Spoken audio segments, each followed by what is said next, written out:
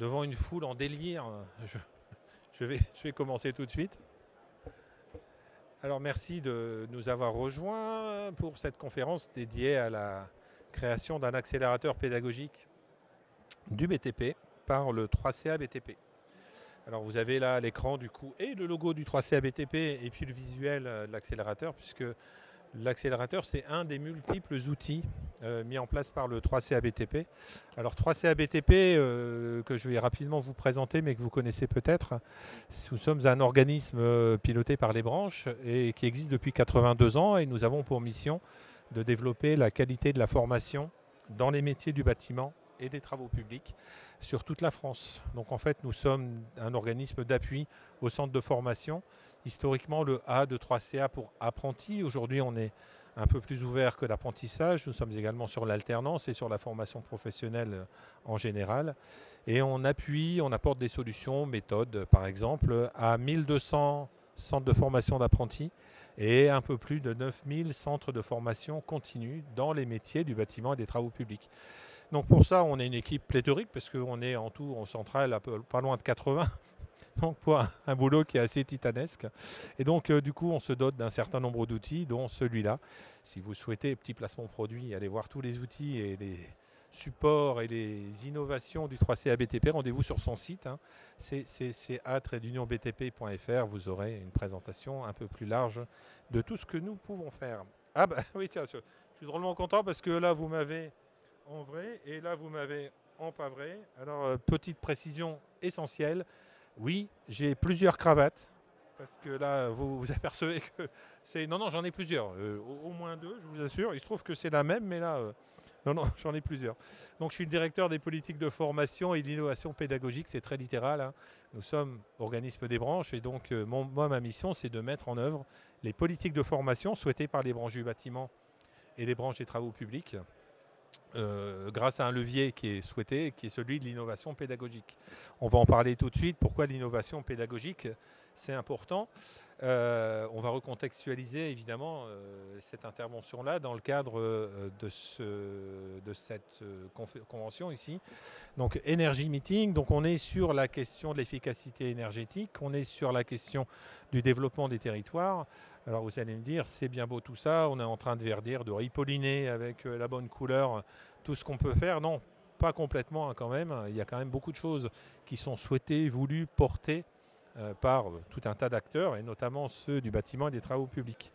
La question environnementale, ou les questions environnementales, alors vous trouverez assez rarement d'ailleurs au passage quelqu'un du 3CA BTP vous parler des contraintes. Il n'y a pas de contraintes environnementales, il y a des questions environnementales, il y a des enjeux, mais on n'est pas sur les contraintes.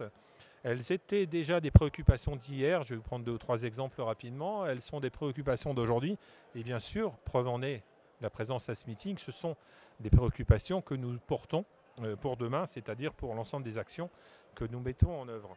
C'était déjà les préoccupations d'hier. Alors, hier tout court, il y a 7 ans maintenant, les branches ont missionné le 3CA BTP pour mettre à jour tous les référentiels de formation et tous les référentiels de diplôme des métiers du bâtiment et des travaux publics. Ça a été fait.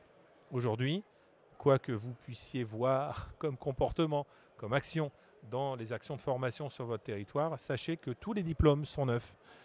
Les diplômes, je parle des certifications de propriété du ministère de l'Éducation nationale, et contiennent l'intégralité des enjeux environnementaux. Il n'y a plus qu'à, c'est-à-dire que lorsque on souhaite former un jeune et un moins jeune sur ces diplômes, eh bien, on a tout ce qu'il faut dans les référentiels de formation comme dans les référentiels de certification. C'est le cas également des titres du ministère du Travail et de l'Emploi. Nous travaillons avec ce ministère depuis de nombreuses années, et depuis 4 ans maintenant, plus particulièrement avec l'AFPA qui est en charge de l'écriture des titres. Là, c'est pareil, c'est à jour, les contenus sont effectifs. C'est le cas également des certificats de qualification professionnelle. Sachez que le 3CA BTP est l'opérateur de certification pour ça. Tous les CQP sont écrits, pensés, voulus en intégrant les enjeux et les contraintes environnementales. On agit depuis hier sur tous ces contenus. Depuis avant-hier, bah oui quand même, hein, depuis le début de la création des CFA à la fin des années 60, hein, avec la loi Delors, le 3CA BTP construit, fournit des ressources pédagogiques qui intègrent ces sujets-là, alors en fonction des années. ou des périodes, c'était appelé enjeux climatiques, enjeux environnementaux, enjeux respecter la nature, veiller à un développement durable. On a eu une longue période de développement durable, même si la terminologie, le terme développement durable, on sait aujourd'hui est un non-sens conceptuel, mais il y a eu toute une période sur ce sujet-là. Et puis si on pense à avant-hier, en fait, on a intégré les questions de responsabilité sociétale des entreprises, dont parlera peut-être mon collègue Franck, qui parlera juste après moi, dans les actions du 3CA depuis 1942, date de création du 3CA BTP.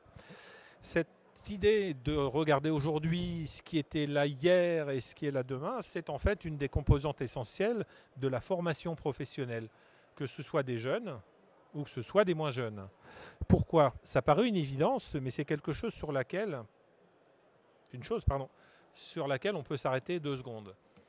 Quand on forme à un métier, on est confronté en fait à une espèce de dichotomie, de conjonction de 2 injonctions qui peuvent paraître contradictoires. La première, c'est que dans les centres de formation, on est là pour certifier le passé. Ben oui, quand on fait passer des épreuves certificatives, quand on fait passer un CQP, quand on fait passer tout ce qu'on souhaite, on certifie que ce qui a été vu avant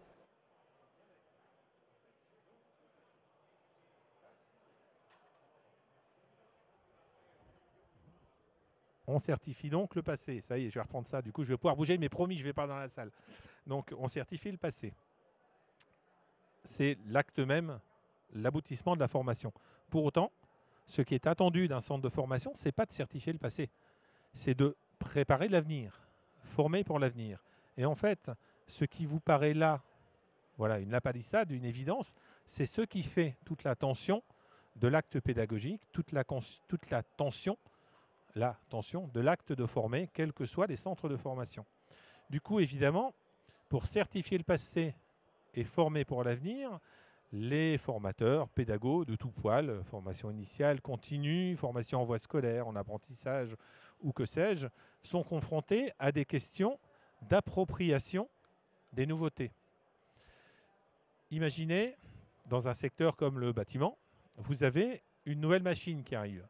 C'est génial, elle permet de souder sans gaz. Ah, comment on fait pour souder sans gaz? On met de l'eau, c'est pas de l'eau de robinet, hein, c'est de l'eau distillée. On fait une électrolyse, on met l'hydrogène d'un côté, l'oxygène dans l'autre. Ben oui, H2O. Voilà, on a dans un tuyau de l'hydrogène, dans un tuyau de l'oxygène, on fait une flamme à la sortie et on a notre bec à souder. Résultat, on soude sans flamme. Donc plus d'extraction de gaz, plus d'usines de compression de gaz, plus de transport de gaz, plus d'usines pour construire, recycler, entretenir les bouteilles. Sur le chantier, plus besoin de transporter tout ça, on transporte juste de l'eau. Génial, ça vous l'avez très certainement croisé. Mais dans un centre de formation, comment vous faites pour vous approprier ça, vous? Est-ce que les entreprises pour lesquelles vous formez disposent de ce matériel dans votre plateau technique, ou est-ce que vous l'installez ça en complément des bouteilles de gaz que vous avez déjà? Autre exemple, on a un nouveau matériau isolant. Oh, génial, ce matériau isolant, il est fourni dans tel ou tel territoire. Est-ce qu'il est dans les référentiels de formation? Est-ce que je peux organiser une épreuve en utilisant ces matériaux? Est-ce que les entreprises pour qui je forme ont la possibilité de se l'approprier? Puisqu'on forme pour l'avenir, mais qu'on certifie le passé, toutes les innovations technologiques qu'on voit arriver dans les métiers posent en fait des questions pédagogiques. Appropriation de ces innovations pour en faire des objets pédagogiques. C'est pour ça qu'on a créé l'accélérateur pédagogique du BTP. La mission de l'accélérateur, c'est de construire des méthodes et des outils pédagogiques à partir des innovations professionnelles. Et des innovations professionnelles dans tous les secteurs, il y en a un paquet. Il y en a un paquet dans le BTP, il y en a un paquet dans tous les métiers. D'ailleurs, dans tous les salons, quand vous allez voir le salon des métiers de bouche, ils vous disent qu'ils sont le secteur professionnel qui innove le plus. Quand vous allez voir un salon sur la restauration, sur la coiffure, ils vous disent qu'il n'y a pas d'autres secteurs qui innovent autant. Et puis évidemment, quand vous allez voir un salon sur les métiers du bâtiment, on innove beaucoup. Là, vous avez quelques exemples de nouveautés, de choses qui arrivent dans les entreprises. Alors ça, c'est une défonceuse Vous connaissez peut-être la défonceuse, c'est le machin qui vous sert à faire des moulures sur une table, sur une porte, à dégauchir, c'est-à-dire à creuser dans l'épaisseur du montant de la porte pour pouvoir y insérer la gâche, par exemple. C'est une défonceuse qui fonctionne sans guide, c'est-à-dire qu'il n'y a pas de guide. Ça vous fait un geste au dixième de millimètre près, et pour autant, vous n'avez pas de guide en métal pour pouvoir l'utiliser. Ça, c'est tout ce qui concerne, en tout cas c'est une évocation de tout ce qui concerne la réalité augmentée. C'est quand même top de pouvoir réussir à conceptualiser un certain nombre de matériaux ou de réalisations dans un espace qui va être transformé. Alors ça, c'est un des grands enjeux des travaux publics, et du coup du bâtiment également, puisqu'ils partagent pas mal d'engins, c'est la motricité électrique des engins de chantier. Parce que ça, c'est drôlement bien de vouloir passer à l'électrique. Enfin, drôlement bien. On va pas ouvrir le débat ici aujourd'hui, parce que on roule au nucléaire quand même en France, et puis on ne sait pas trop comment recycler les batteries, mais le fait est que ça semble être un poil moins polluant que de brûler du gasoil, même s'il est non routier. Ces engins électriques ont une capacité motrice certaine. Ils ont une certaine capacité motrice, mais qui n'est pas la même que la capacité motrice des engins thermiques. Comment on fait pour les entretenir?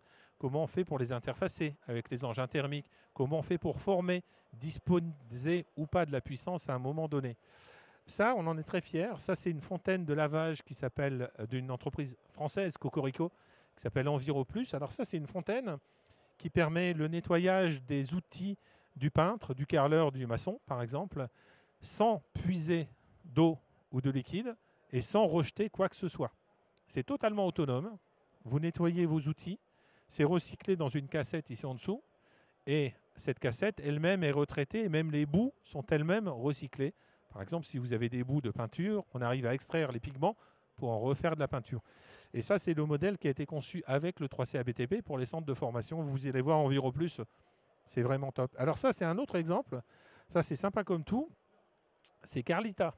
Carlita, ça, c'est vachement bien. C'est parce que, je ne sais pas si vous avez vu, mais il y a une grande mode d'avoir des immenses carrelages dans sa salle à manger ou son jardin ou sa salle de bain, des carrelages qui pèsent le poids d'un âne mort. Comment vous faites pour poser ça correctement?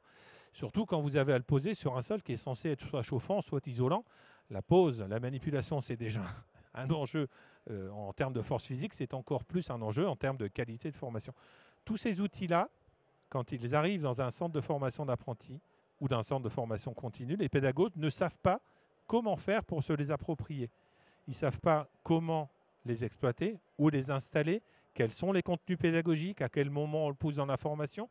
Il y a des questions toutes bêtes, la fontaine de lavage. Alors, question environnementale évidente. Mais est-ce que je peux passer un sujet d'examen avec une fontaine de lavage? C'était pas si simple. Du coup, au passage, vous irez peut-être au WorldSkills de Lyon. Sur toute la partie seconde œuvre, vous aurez les fontaines EnviroPlus parce que le 3CABTP, en petit placement produit encore, en partenariat avec les WorldSkills, a imposé l'utilisation de ces fontaines pour toutes les épreuves de peinture, de carrelage, etc. etc. L'accélérateur pédagogique, il est donc là pour ça. Il est là pour ça. Et comment on fait pour réussir à pousser la construction de ces outils-là? On a un processus en 4 phases. La première, c'est l'idéation. Les idées, tout le monde en a. Au début, d'ailleurs, on pensait faire non pas un accélérateur, mais un incubateur. Les centres de formation qui sont assez géniaux nous ont dit, Walou, votre histoire d'incubateur, des idées, on en a plein. Tout le monde en a des idées, vous en avez, c'est bien, mais nous, on en a aussi. Donc, en fait, ce n'est pas d'un incubateur dont on a besoin. Ils ont raison. Donc, des idées, il y en a qui viennent parfois de fournisseurs. Je vous ai montré là un certain nombre de fournisseurs. Ça vient parfois des centres de formation. Et puis, ça vient parfois du 3CA, parce qu'il nous arrive quand même aussi d'avoir des idées. Cette idée-là, elle est proposée à un panel de centres de formation qui valide ou pas l'intérêt pédagogique. Et quand je dis ou pas, c'est régulièrement ou pas. Par exemple, les exosquelettes. Exosquelettes, c'est top. C'est vraiment intéressant. Mais en termes de formation, les CFA nous disent, écoutez, les exosquelettes, ils sont faits pour pouvoir être utilisés avec un temps de formation extrêmement réduit. Donc nous, centre de formation, on ne va pas s'équiper d'exosquelettes pour former les jeunes et les moins jeunes 10 à 15 minutes dessus. Donc c'est une mauvaise idée. La formation, elle doit avoir lieu dans les entreprises qui s'équipent d'exosquelettes. OK, donc on ne va pas plus loin pour les exosquelettes. À partir du moment où l'idée est validée, on la teste. La teste, c'est-à-dire que pendant un après-midi, on fait une première séance de formation dans un CFA et on demande c'est intéressant, c'est pas intéressant. Quand c'est pas intéressant et ça nous arrive, hop là, on retourne à l'idée. Quand c'est intéressant, ça nous arrive un peu plus souvent quand même, on passe à l'étape suivante qui est l'expérimentation. Et là, ça devient intéressant. On met à disposition ces objets-là 6 mois dans des centres de formation, entre 4 et 10, qui vont se l'approprier et sortir tout le guide méthodologique pour réussir à former avec ces éléments-là. Une fois que l'expérimentation est terminée, on fait un bilan. C'est positif, c'est négatif. À ce jour, c'était toujours positif. Et on déploie. Et c'est là que l'enjeu environnemental est le plus intéressant.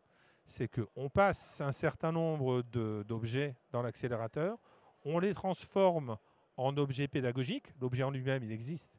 On le transforme en objet pédagogique. Et derrière, on fait levier, puisque je vous le rappelle, je vous l'ai dit au début, 1200 centres de formation d'apprentis, 9000 centres de formation continue, et je ne compte pas les centres de formation en voie scolaire en France. Pour vous donner une idée de l'impact environnemental de ces... ah oui, j'ai oublié de vous dire, on s'est doté d'un labo aussi, parce que ça fait 2 ans et demi qu'il existe, l'accélérateur, mais personne n'était au courant, puisqu'en fait, on n'avait pas de lieu. On faisait ça dans les centres de formation qui voulaient bien nous accueillir. Donc depuis septembre, on a un labo à notre siège dans le 14e arrondissement de Paris, où on peut tester des choses. Ça personnalise l'accélérateur pédagogique, ça lui donne corps et c'est quand même plutôt intéressant également. Alors, quel est l'impact de tout ce que je vous raconte? Il est assez fort parce que je vous montre une carte. À votre avis, c'est quoi ça? Alors, c'est la France, d'accord. Mais les petites bulles que vous avez, alors plus la bulle est importante, plus il y a un nombre de CFA, de centres de formation, important. Ça, c'est la carte de répartition des centres de formation en France. Formation d'apprentis, formation en voie scolaire, formation continue. Et on sait que cette carte n'est pas à jour. Hein. C'est-à-dire que impossible d'avoir un état complètement à jour. Mais vous avez du coup la couverture géographique et territoriale de cela. Il y a environ, mon collègue Franck pourra vous en dire beaucoup plus que moi, 400 000 entreprises du BTP en France. C'est compliqué de savoir parce qu'il y en a qui se créent, il y en a qui disparaissent, etc. Il y a des autres entrepreneurs. Il y en a à peu près 400 000. Il y a environ 200 000 jeunes en formation actuellement dans le BTP. 100 000 en apprentissage, 100 000 en voie scolaire. Et il y a environ 1 200 000 salariés dans le BTP. Alors ça, vous allez me dire, c'est pas vrai, il y en a plus, c'est vrai. Mais 1 200 000, ceux-là, on en est sûr. Il y en a un tas d'autres qui sont bien dans le BTP, un peu dans le BTP, un peu dans d'autres secteurs. Et puis, vous avez également beaucoup d'auto-entrepreneurs, par exemple, qui sont bien des professionnels du BTP, mais qui ne sont pas salariés. Ça vous donne une idée de l'impact de notre accélérateur sur les enjeux environnementaux, puisqu'en fait, on arrive à passer dans notre accélérateur des questions de formation à des meilleurs enjeux environnementaux. Du coup, comme il nous reste 1 minute et 45 secondes, je vous ai mis un petit dessin, parce que peut-être que vous auriez envie de poser des questions ou une question sur notre accélérateur, puisqu'on a que... Il vous reste 1 minute 34, 35. Oui, du coup, je suis obligé de m'arrêter vite, parce qu'après moi, il y a Franck qui parle. Peut-être que vous avez 1 ou 2 questions sur notre accélérateur. Souvent, la première question, mais qui c'est qui paye? Qui c'est qui paye? C'est le 3CA BTP, puisqu'on est une structure qui fonctionne avec des fonds qui sont en fait comment dire, les fonds du 3CA sont de l'impôt versé par les entreprises, pilotés par les branches. Donc